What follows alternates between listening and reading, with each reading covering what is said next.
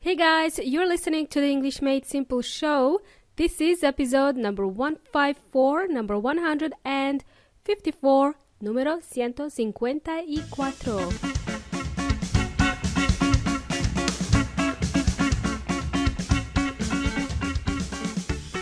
Hello. How's it going, amigos y amigas? Welcome everybody. My name is Milena from EnglishMadeSimple.net. EnglishMadeSimple.net. I am your personal English coach here at English Made Simple, trying to teach you how to speak English and how not to speak English, okay? Let's dive straight into today's show. In today's show, we are going to learn pros and cons, advantages and disadvantages of 3 different methods when learning to speak English. Today's episode is going to be a bit different.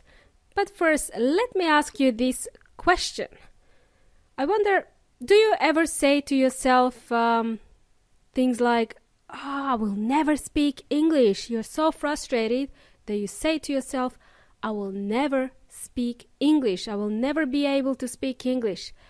When you try to speak in English, you just become frozen, unable to articulate yourself in English.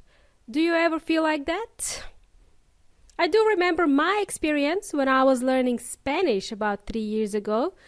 I had been preparing to travel to South America for 6 months. And I remember I used to say to myself, you know what, I will just learn Spanish by myself. I was a bit stubborn then. Anyway, I said to myself, you know what, I know all the Shakira songs. I had been watching telenovelas without the subtitles. I was very proud of that. I should be fine, right? Wrong. When I finally moved to Chile to stay with my now husband, I was surprised at how many people did not speak English well. I mean, just going to the shop, I was kind of expecting the shop assistant to be able to speak to me in English because I was lazy. I was lazy to speak in Spanish.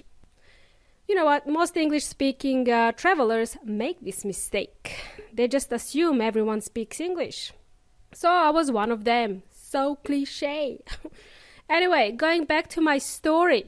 If you had listened to my earlier episodes, like episode 1 or 2, I think, you would know by now that I couldn't even order a cup of coffee in Spanish. I know, so embarrassing.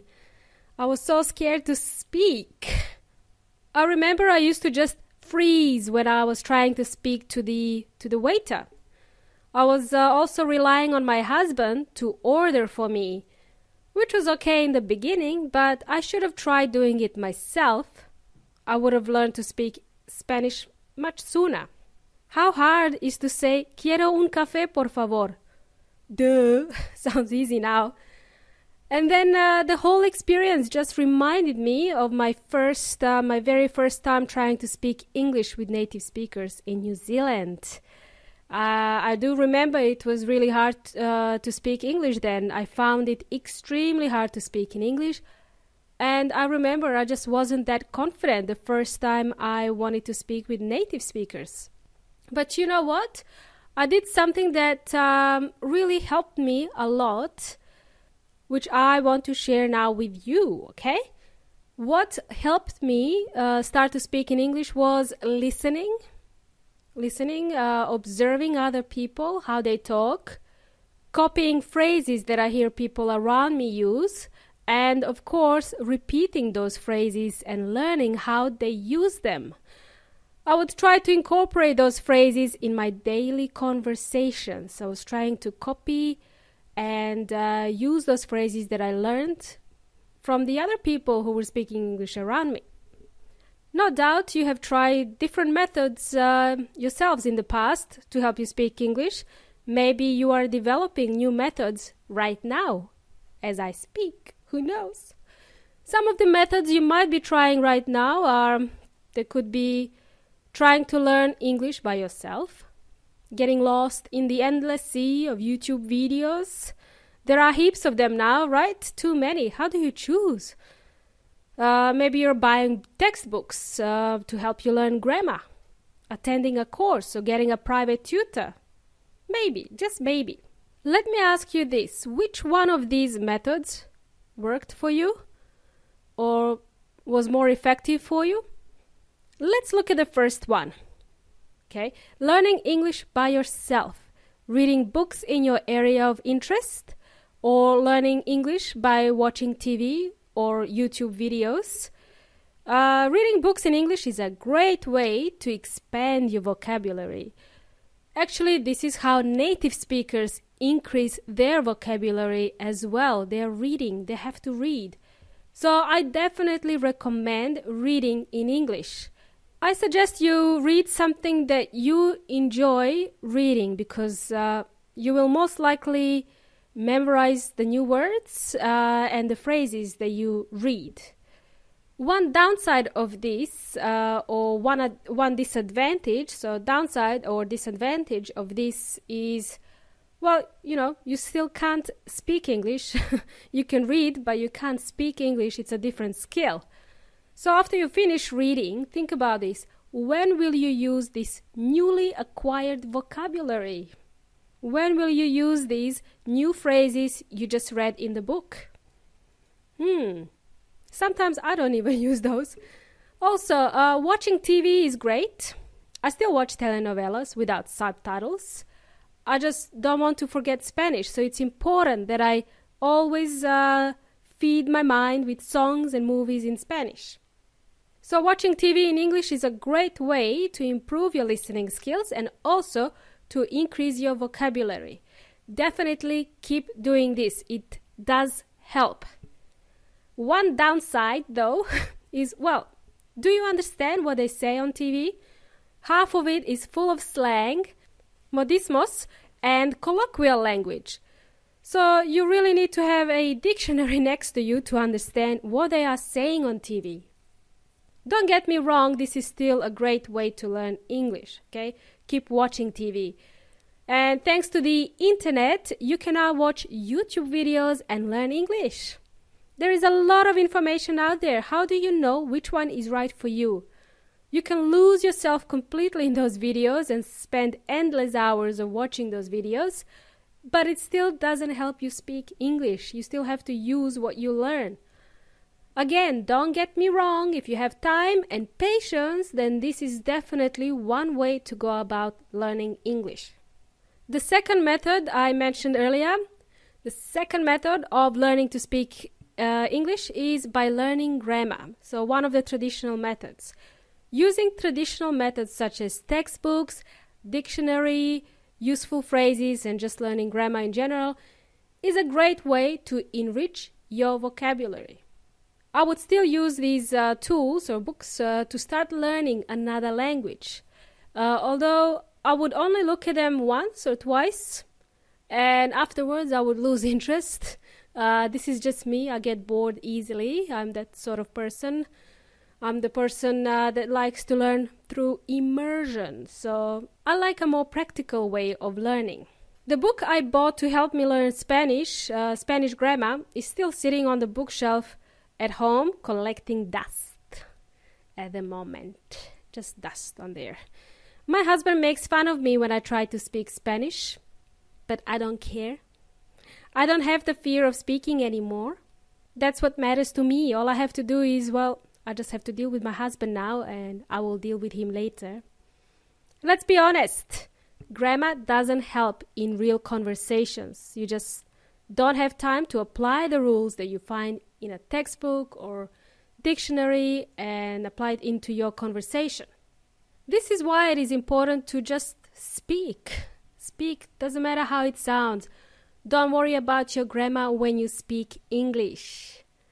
Back when I was working in the corporate job, I had colleagues or workmates who spoke broken English. Their grammar wasn't that perfect, and you know what? There was nothing wrong with that. They still had technical skills that enabled them to do their jobs. Okay, so no dramas if you speak English and your grammar isn't perfect. That can easily be fixed. And the last method number 3 of learning to speak English that I wanted to mention to you today is getting a teacher or attending a course.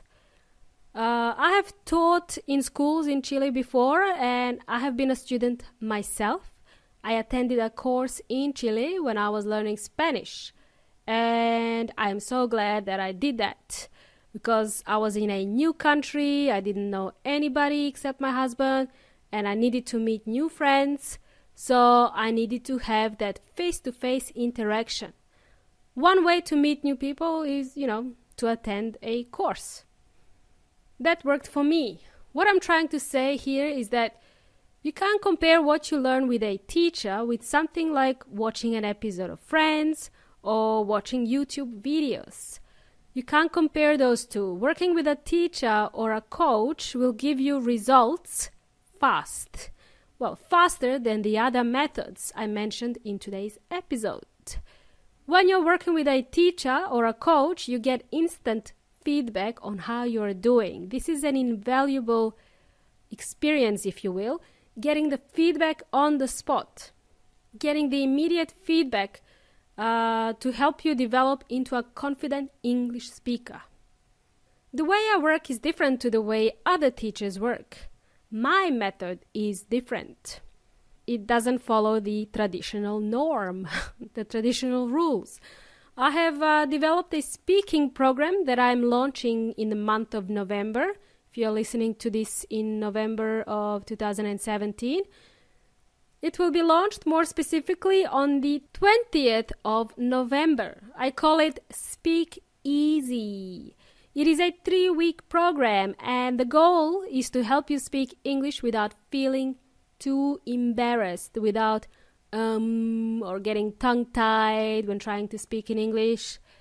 We will be using collocations and phrasal verbs in the program. This is what native speakers use when they speak in English. There won't be a grammar lesson unless it's really necessary. I'm opening this program to 4 very cool and very ambitious people who want to speak English and who want to learn it with me. So guys, I'm giving you an opportunity to speak English for 3 weeks. Actually, 3 weeks is too long. You will be speaking English from day 1, okay? From day 1. Just to give you an idea of what the program entails, what it has, we will be learning collocations and phrases, as I mentioned. We will share short stories about each other and we'll be able to express our ideas in English. We will participate in conversations and we will learn how to ask questions, which is really important if you want to initiate a conversation. The goal of the program is for us to speak English every day. That's the goal. It is a practical course. We will be using virtual media, the internet, the phone, the whole lot, everything. So you can learn from the comfort of your own home or wherever you happen to be. You'll get instant feedback from me. I just know this program will help you break all your fears when speaking in English. I know it will improve your pronunciation and expand your vocabulary. I designed this program because I wanted to make English a part of your life. What you will learn in 3 weeks will empower you to speak English comfortably with native speakers. You will be using the same words that the native speakers use. If you are serious about learning English and you're someone who likes to take action, then the speaking program is for you. As I mentioned before, I like to work in small groups because I feel that's when we learn the most. Well, that's it for today, amigos y amigas. I hope today's episode has opened your eyes and not just your ears to learning English.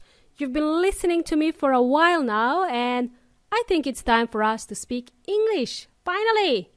I will be sending more information on this via email and Facebook group, and I will provide more details on the program in the next episode of English Made Simple. This program is for you if you're serious about learning to speak English. Thanks for listening to my speech today. I've been talking a lot, I know.